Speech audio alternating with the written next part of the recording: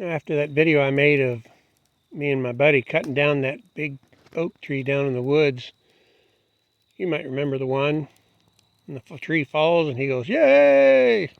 Yeah, that one. You might have wondered how much wood that made, how much firewood that was. Well, there is all the big round stuff off of it. And up in here is some, let's see, there's a couple pieces there. Here's some of the wood that came off of it, because I already burnt some. We had a few cold days, and I burnt some down. And mind you, some of this stuff, not very much, but like this piece right here, you can see the different color. It's kind of a pinker color. There's several of those big rounds in there, and most of that pile right there were from a smaller tree that was growing behind that one, but that right there is all that tree. And I had a stack as big as that right there too, but that's not it right there. That's some that I piled up from last year, some limbwood. Oh, and this little bit over here. So you can imagine a lot of firewood in there. And I think some of this underneath this big tarp came off of that tree too. Now we got a couple other trees up under that tarp, but that's all big round stuff that needs to be split yet. You might be able to see some of it from the other side.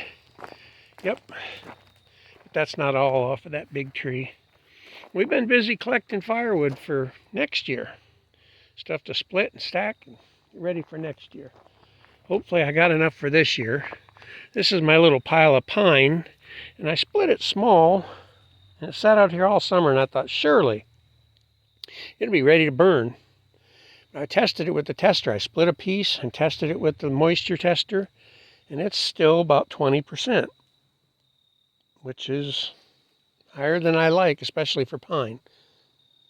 I don't know about this wood back here. Forgot the name of it.